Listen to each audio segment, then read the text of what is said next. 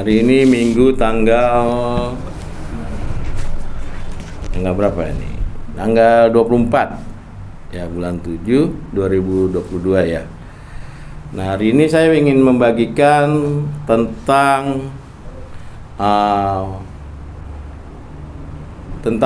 bahwa kita berharga di hadapan Allah, di mata Tuhan. Ya. Kita buka dalam Matius pasal yang ke-8. Matius pasal yang ke-8.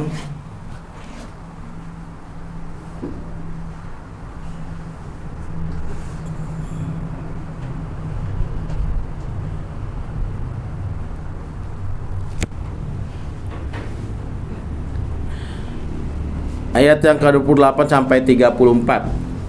Matius pasal 8 ayat 30. Ayat yang ke-28 sampai 34.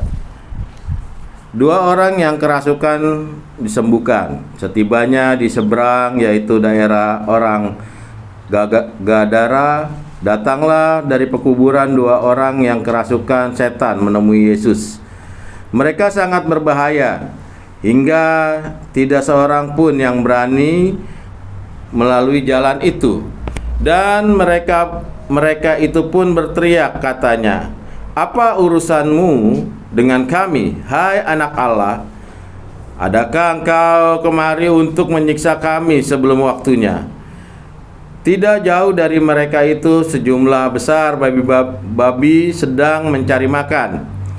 Maka setan-setan itu meminta kepadanya, katanya, "Jika engkau mengusir kami, suruhlah kami pindah ke dalam kawanan babi itu." Yesus berkata kepada mereka, "Pergilah." Lalu keluarlah mereka dan masuk ke dalam babi-babi itu. Maka terjunlah seluruh kawanan babi itu dari tepi jurang ke dalam danau dan mati di dalam air. Maka larilah penjaga-penjaga babi itu, dan setibanya di kota diceritakanlah segala sesuatu juga tentang orang-orang yang kerasukan setan. Maka keluarlah seluruh kota mendapatkan Yesus, dan setelah mereka berjumpa dengan Dia, mereka pun mendesak supaya Ia meninggalkan daerah mereka. Ya. Nah, dalam hal ini ya, kita bisa melihat tentang cerita bagaimana ada seorang yang kerasukan setan di pekuburan. Ya. Kita lihat bahwa setiap pelayanan Yesus, ya, pada saat itu dia berjumpa dengan, ya, mungkin seperti orang gila karena sudah kerasukan setan di sana. Ya, kita tahu bahwa saudara, tetapi kita melihat, ya, dari kitab-kitab suci memang dikatakan dalam kitab suci, ya, ada waktunya, ya, tentang segala kesusahan apapun, ya. Tentang bagaimana juga Yesus memerdekakan orang tersebut. Kita lihat dalam Matius pasal 24 ayat yang ketiga sampai ke-13.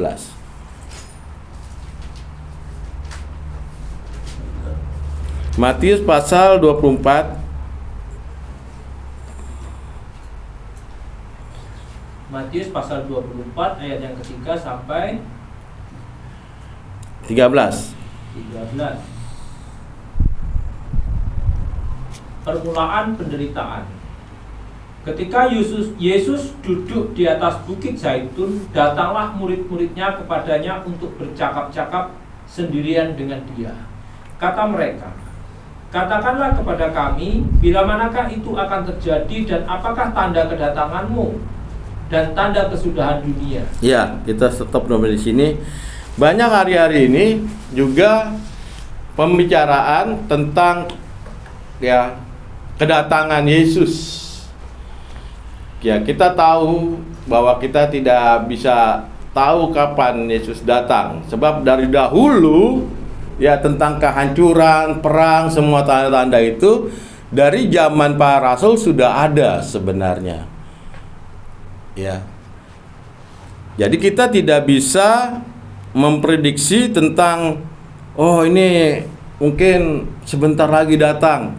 Ya, seperti pendeta siapa itu yang di Pondok Nabi di Bandung, ya, jual hartamu, dikit lagi Yesus datang. Akhirnya dijual semua, ternyata penipu.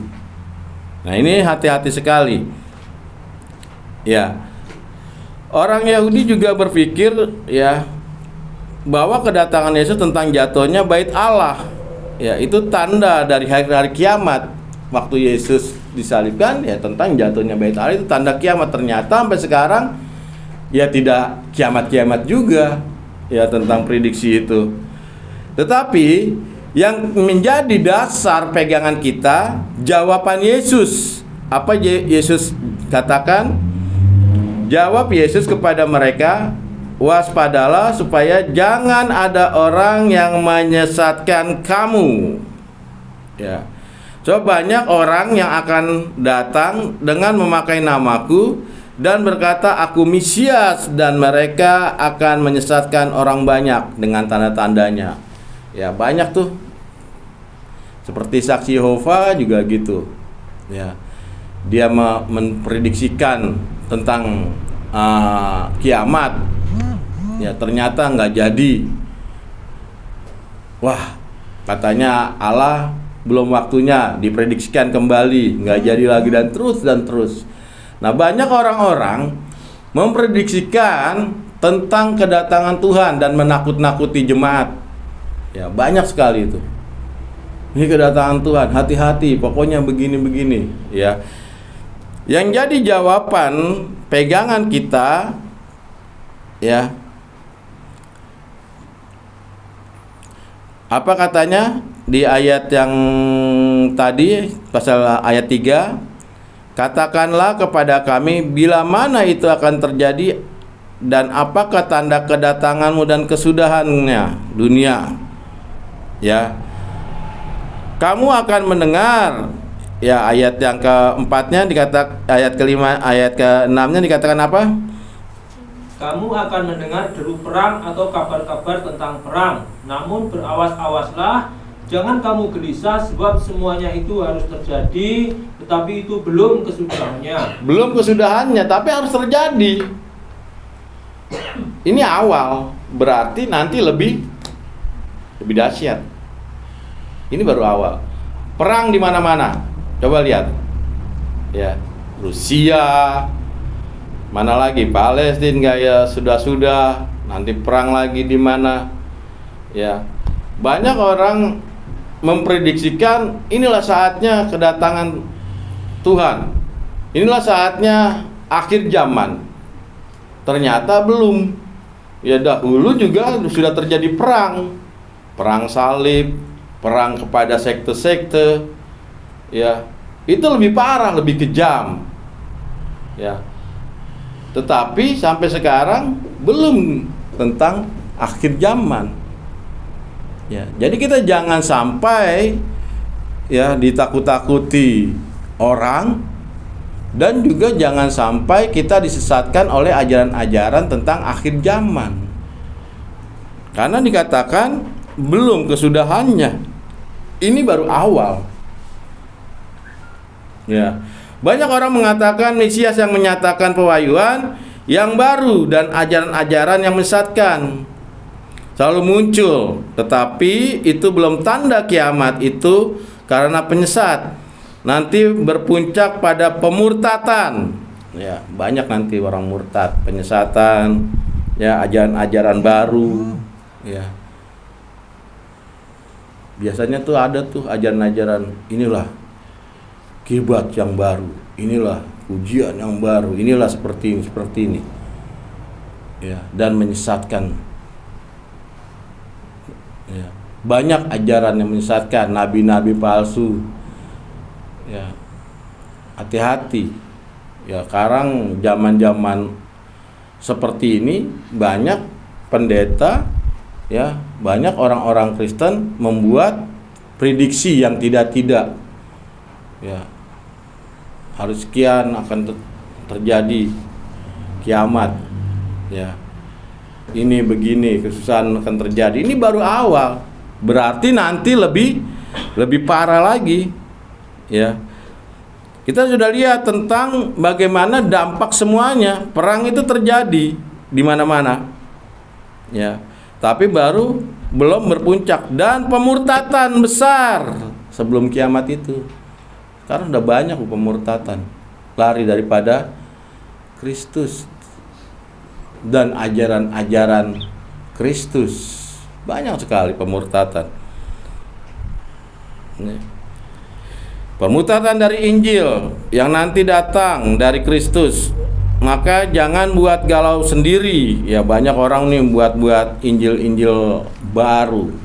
Ya, makanya para rasul dahulu sudah terjadi akan ada Injil-Injil yang lain, kabar-kabar yang lain yang bukan diajarkan oleh para rasul. Hati-hati ini.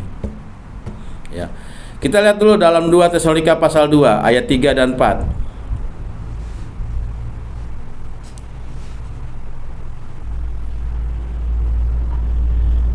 Janganlah kamu memberi dirimu disesatkan orang dengan cara yang bagaimanapun juga, sebab sebelum hari itu haruslah datang dahulu murtad, dan haruslah dinyatakan dahulu manusia durhaka yang harus binasa, yaitu lawan yang meninggikan diri di atas segala yang disebut atau yang disembah sebagai Allah. Bahkan ia duduk di bait Allah dan mau menyatakan diri sebagai Allah. Mau menyatakan diri sebagai Allah. Ya. Jadi sebelum semua terjadi, belum datang akhirnya pemurtatan besar-besaran. Makanya jangan aneh kalau lihat ada orang-orang Kristen murtad. Sudah ditulis dalam kitab suci. Justru kita bangga. Kenapa? Nubuatan kitab suci iya dan amin digenapi. Bagaimana caranya kita nggak murtad? Ikut Bible study, memahami Alkitab yang benar. Ya, akan datang orang-orang yang ingin seperti Allah. Ya.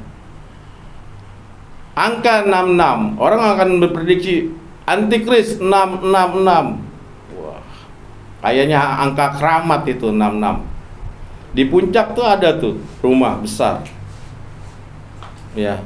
Cipanas puncak. Nanti kalau jalan-jalan ke puncak, lihat rumah nomornya 666. Apakah antikris? Ya, ini orang-orang Kristen nih udah kayak ahli-ahli togel nih, lihat 66 udah main ngecak sini. Wow, mobil nggak bisa. 66 antikris. Ya. Ayat ini kalau kita lihat dari yang namanya gematria, ya, angka 66. 6 itu adalah penciptaan manusia. 6-nya 3 kali. 3 kali. 3 itu adalah simbolik daripada Bapa, Anak, dan Roh Kudus, keilahian. Berarti 666 artinya apa? Manusia ingin seperti Allah, ingin disanjung, ingin dimuliakan, ya, ingin dihormati, ingin dipatuhi, seperti itu.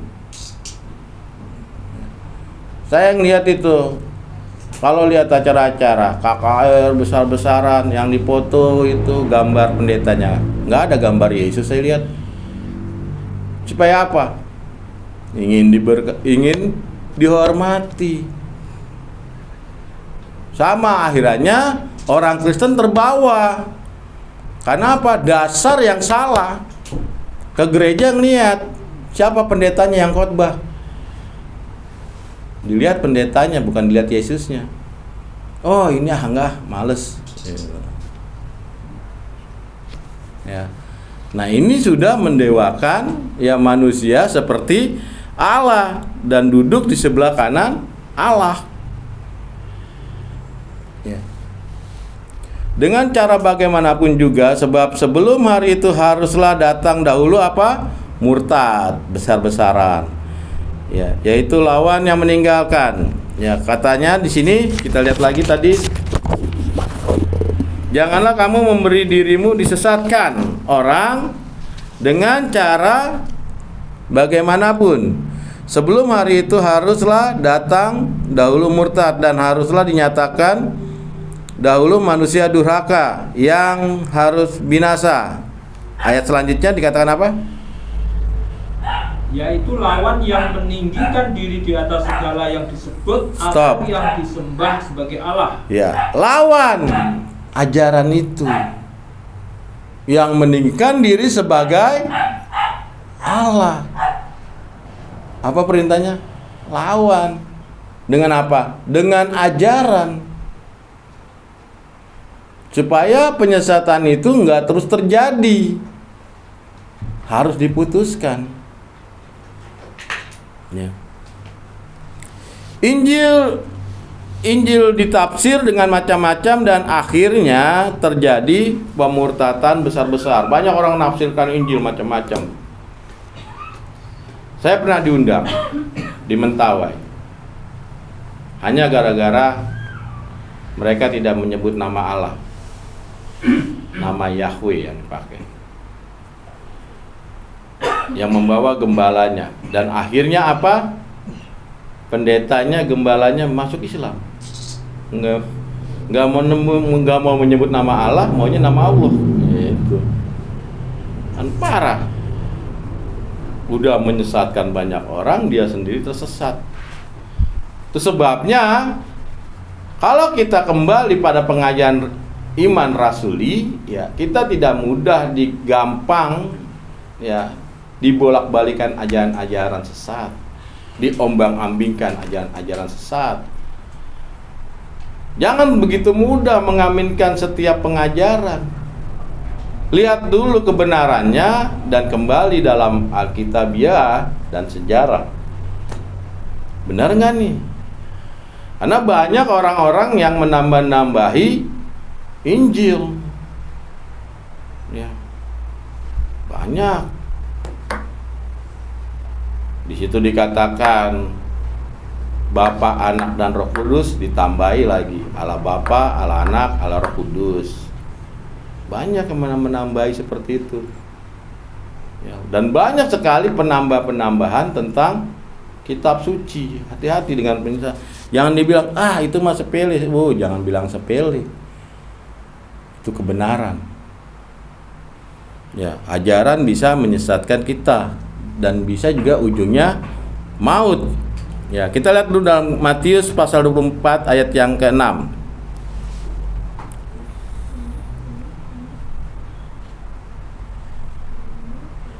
Matius pasal 24 ayat yang ke-6. Kamu akan mendengar deru perang atau kabar-kabar tentang perang, namun berawas-awaslah, jangan kamu gelisah, sebab semuanya itu harus terjadi, tetapi itu belum kesudahannya. Tapi harus terjadi. Perang di mana-mana, bencana alam di mana-mana, gunung meletus di mana-mana, gempa di mana-mana. Ya.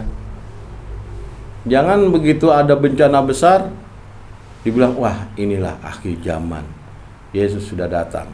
Yesus katakan apa? Tetapi itu belum kesudahan. Sampai kapan? Antikris muncul, pemurtatan besar-besar terjadi. Kalau antikris belum muncul, belum kesudahannya. Ini baru awal kita hadapi. Ya, COVID nggak habis-habis. Ini baru awal. Nah, ketakutan manusia tentang penyakit akhirnya memprediksikan apa yang terjadi, mengotak-ngatikkan firman Tuhan sehingga menjadi pola pikirnya yang dikeluarkan dalam keinginannya. Ini bahaya sekali. Yesus katakan, ya, ini belum terjadi. Jadi kita nggak usah gelisah. Ya, kita sudah tahu dalam penulisan Alkitab sudah katakan itu. Yang penting apa? Berdoa dan tetaplah teguh di dalam Allah. Sudah tahu kok. Kita kan sebagai anak-anak Allah sebenarnya enak sekali. Dikasih tahu loh. kejadiannya seperti ini, kesudahannya seperti ini. Coba di ajaran yang di luar, nggak ada yang tahu. Cuman dibilang percaya tentang kiamat, tapi kapan terjadi nggak ada yang tahu. Tapi kita disuruh waspada. Sudah dikasih tanda-tandanya. Ini aja orang Kristen udah dikasih tanda-tandanya masih malas, masih cuek. Padahal udah kasih tanda-tandanya. Ya, udah tahu mendung, mau hujan, kasih tandanya, bawa payung, masih nggak mau. Sama ini dengan Alkitab, kita tandanya. Enak loh sebagai anak-anak Allah kita, dibuat, kasih tahu, diberitahu tanda-tandanya. Itu pun kata orang Jawa ngeyel, masih ngeyel. Ya. Kita nggak usah berpikir tentang prediksi-prediksi tentang hal itu, ya, tentang kejadian itu kita prediksi, wah ini akhir zaman, ini enggak. Karena apa? Yang mempunyai sejarah adalah Allah. Itu sebabnya kita tetap teguh di dalam Allah, karena Allah yang punya sejarah. Ya. Bukan manusia. Ya. Sebab itu percaya kepada Allah sehingga kita tidak dapat digalaukan dengan ajaran-ajaran yang tidak benar dan berpikir yang tidak-tidak. Ya, santai aja. Kita tetap teguh di dalam Allah. Ya. Caranya apa? Banyak, kita ya sembahyang, ya, puja Yesus. Ini jawaban Kristus. Jadi jangan spekulasi. Ada perang di mana-mana, ya. Ini belum terjadi sampai terjadinya datangnya antikris. Ya. Apapun yang terjadi tetap diuntungkan karena Allah menjanjikan pemberitaan untuk pemberitaan itu bukanlah untuk segala-gala, ini adalah permulaan dari langit dan bumi baru. Jadi walaupun terjadi seperti itu kedatangan Tuhan, tetap kita bersyukur karena apa? Adalah awal jadinya Yerusalem baru, bumi dan langit baru. Ini menyatakan bahwa Alkitab itu benar, bahwa apa yang diprediksi pasti terjadi. Ya. Jadi kita luar biasa ini punya Alkitab. Apa yang diprediksikan dalam Alkitab ini semuanya digenapi. Ya. Yang kasihan kan saudara kita yang tidak membaca Alkitab, nggak ada yang tahu. Taunya cuma ada awas kiamat, ya udah selesai. Tapi tanda-tandanya, ciri-cirinya tidak dikasih tahu. Ya. Sehingga janji-janji Alkitab itu janji-janji yang pasti, bukan yang kira-kira, bukan yang semoga, tetapi kepastian yang memberikan kekokohan batin dan memberikan pada kita. Ya, seandainya pun ya aku harus mati demi Kristus, itu pun kasih karunia. Ya, kita lihat dalam Filipi pasal 1 ayat 29.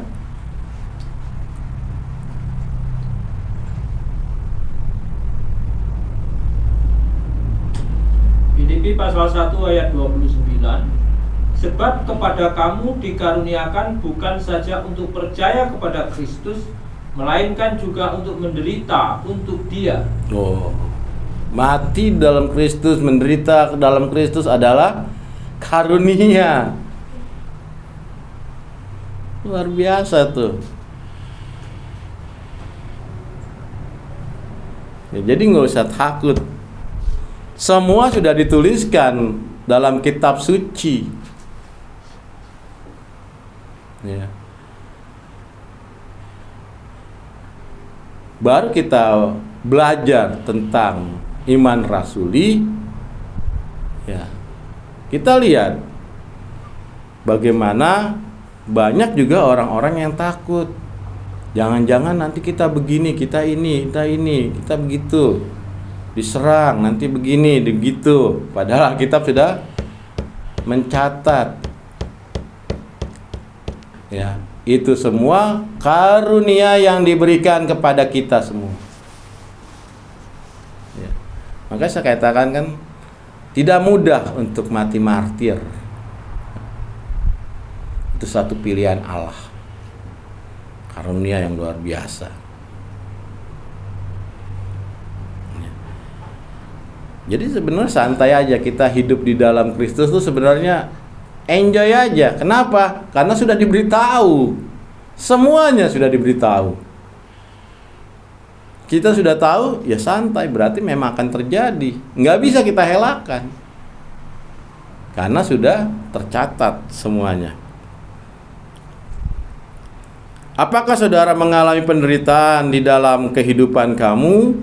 Ya, atau di dalam rumah tangga? Itu semua, ya ini belum apa-apa.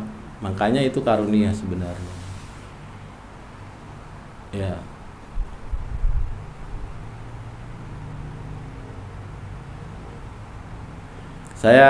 Waktu saya nonton video Romo Daniel itu luar biasa tuh. Ada yang mengkritik. Ya, saat ini kan gereja kita di BSD itu lagi berdoa untuk pemberian tanah untuk pusat GOI. Gereja Ortodok Indonesia. Romo Daniel katakan pada saat itu, ayo kita memberkati. Kalau kita memang menjadi anak-anak Allah, di situ kita berkati.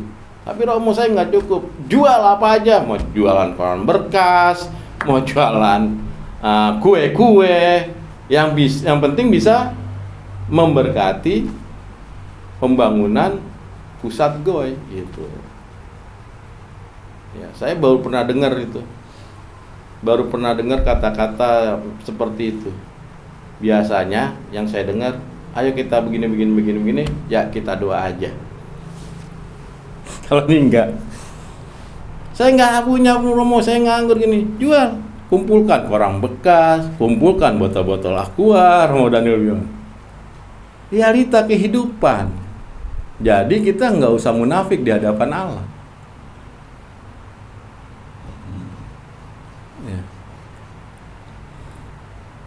Bahkan dikatakan dalam Yohanes pasal 16 ayat 1 dan 2, kita lihat. Yohanes pasal 16 ayat 1 dan 2.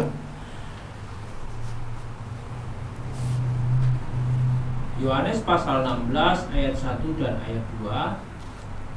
Semuanya ini kukatakan kepadamu supaya kamu jangan kecewa dan menolak aku.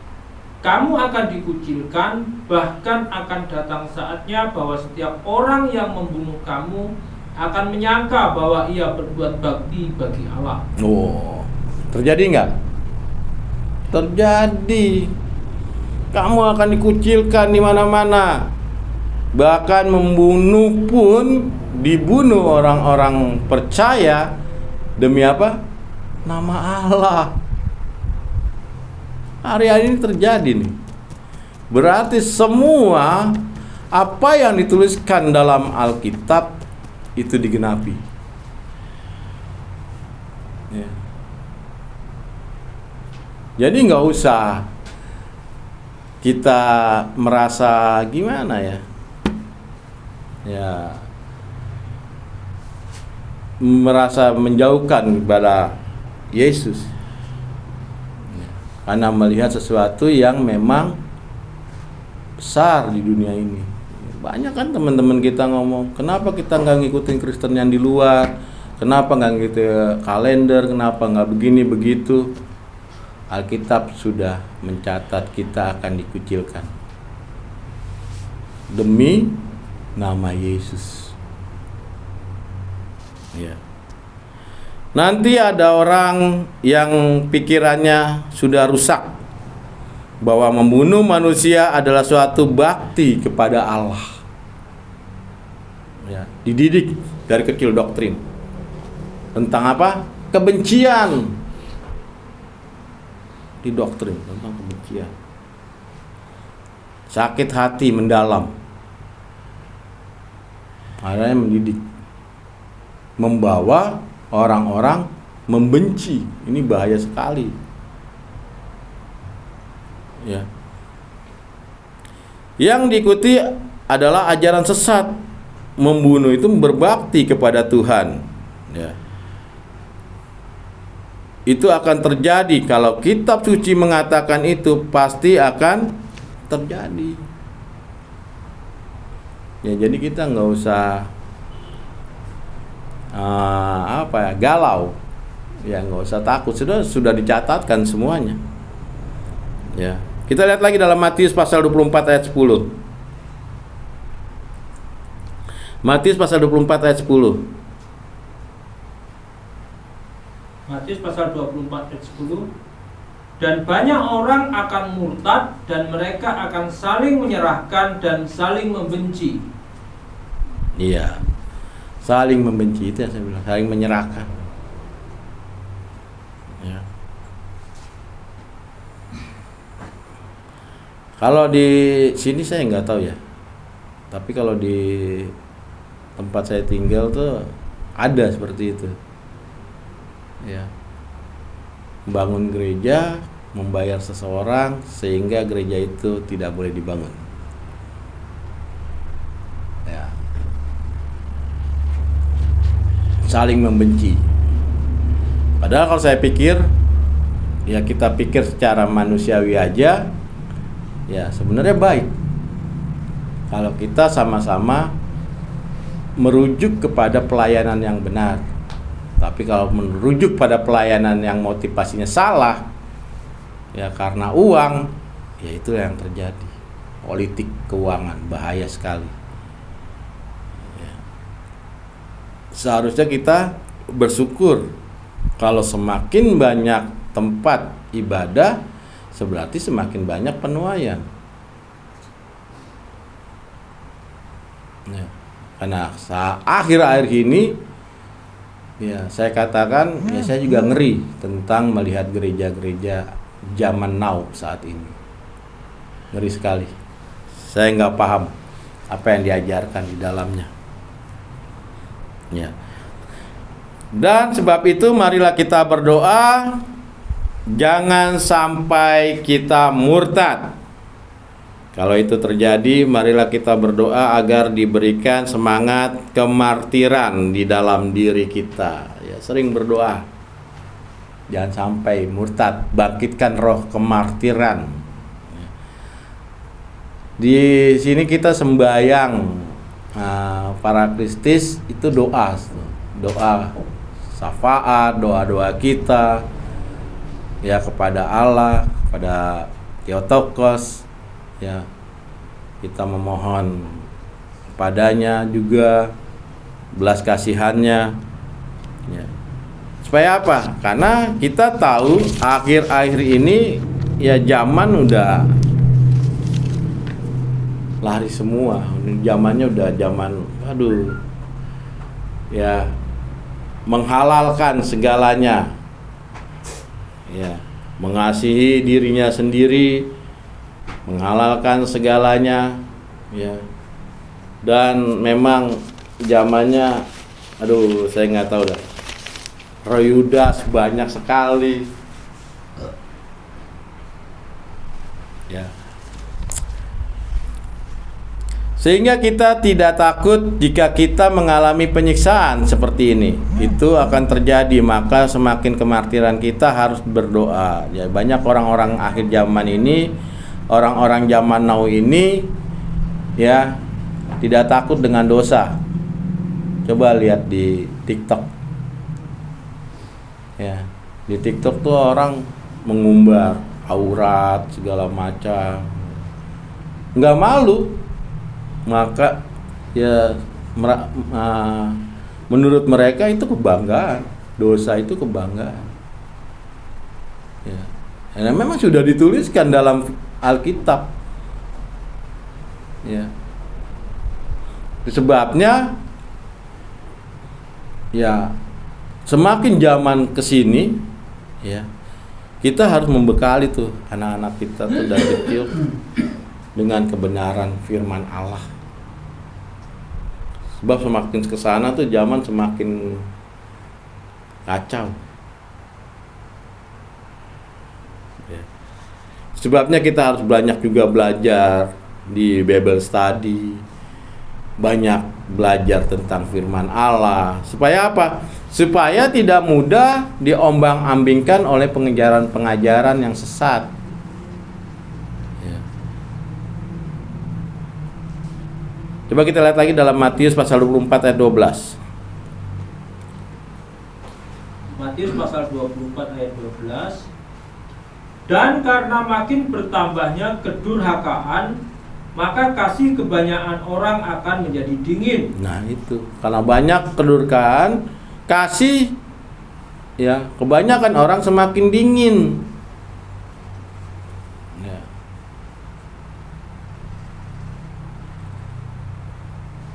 Saya tuh pelayanan di suatu kota. Ya, ini kota Kristen nih.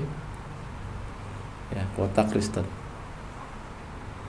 Itu kalau yang datang mobil-mobil mewah, sampai bupati datang semua. Tapi kalau saya perhatikan persembahan aja 2.000. Gitu. Jangan salah, mobilnya Alphard sana. Kalau ibadah dari minggu ketemu minggu, gimana nggak terbentuknya? Tapi begitu ada kematian, ada pesta, mabok. Yang dinyanyikan lagu pujian lagi, segala puji syukur katanya. Sambil mabok.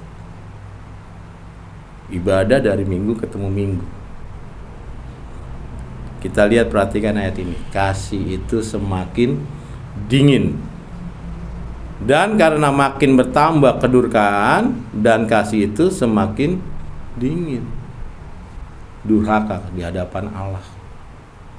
Itu sebabnya kenapa juga Nabi Maliaki tentang perpuluhan dia marah. Seperti ini zamannya.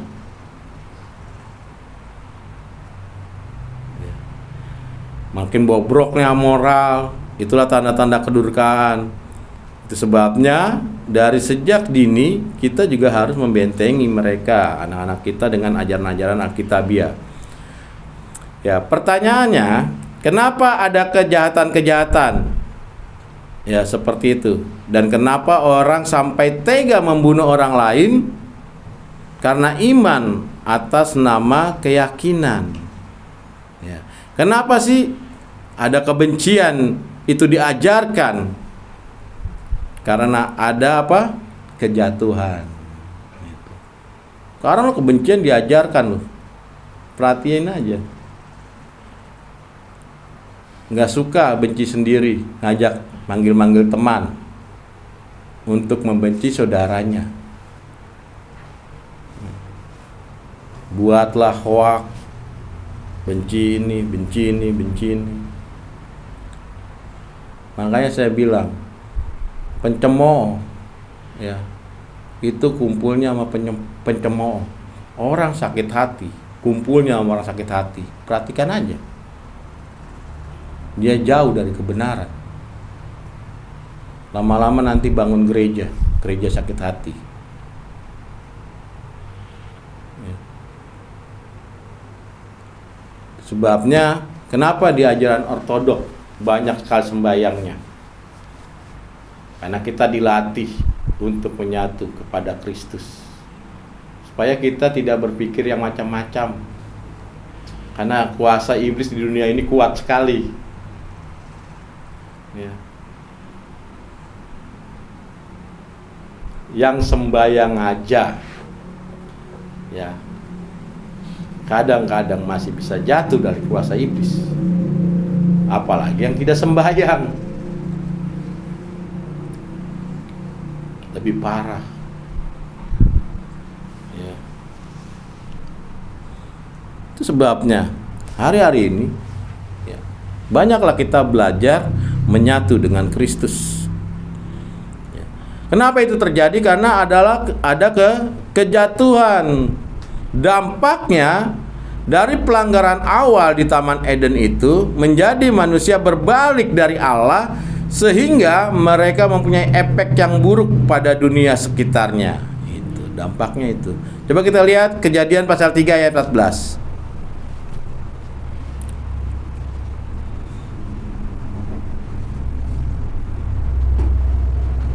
Kemudian pasal 3 ayat 16 14. 14.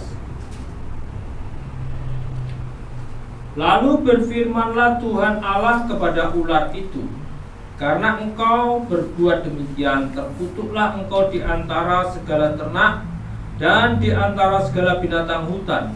Dengan perut mula engkau akan menjalar, dan debu tanah lah akan kau makan seumur hidup. Pertama yang terjadi adalah siapa? Ular. Simbolik daripada iblis. Kenapa iblis disimbolikan seperti ular? Ya, tahu ular? Lidahnya bercabang.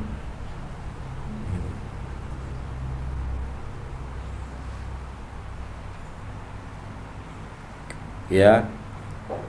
Karena ular adalah binatang yang lidahnya bercabang dua. Dan kalau kita menyebut orang ya yang mempunyai cabang lidah itu apa namanya? Pembohong. Kan gitu ya. Pembohong besar. Makanya sifat-sifat manusia pada saat kejatuhan ular itu dia nggak mau ini. Ular berjalan dengan apa? Perut. Artinya apa? Yang dipinjak ular di bumi. Dia kuasai bumi ini. Banyak manusia tertarik dengan tipu daya ular, si iblis. Dan banyak manusia juga, ya boleh saya katakan mirip, ya mirip seperti tingkah laku ular, berlidah dua, gitu. Cabang lidah, bohong sana, kalau ngomong manis, wah, itu hati-hati. Ya, ini sudah diwanti-wanti sama Alkitab. Jangan sampai kita menjadi pengikut si iblis ular. Ya, bercabang dua, ngomong sana lain, ngomong sini lain, sana manis, sini manis, ngadu domba, bohong sana, bohong sini, ya. Dan sifat iblis pendusta, dan ular yang punya mulut beracun dan berbisa. Ya, racun dan bisa adalah membunuh. Dua sifat utama dari iblis adalah pendusta dan membunuh. Sifatnya tuh. Ya. Membunuh bukan sebatas bunuh manusia toh, bunuh rohani loh yang bahaya. Gara-gara kita misalnya contoh orang itu tidak mau belajar. Orang itu tidak mau ke gereja. Itu sudah membunuh kerohanian. Kita lihat Yohanes pasal 8 ayat 44.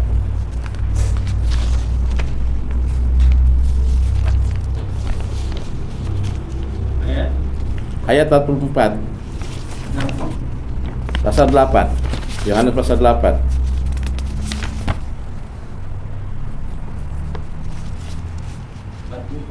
Iya. Yohanes pasal 8 ayat 44. Iblislah yang menjadi bapamu, dan kamu ingin melakukan keinginan-keinginan bapamu. Ia adalah pembunuh manusia sejak semula dan tidak hidup dalam kebenaran. Iya. Sebab di dalam dia tidak ada kebenaran.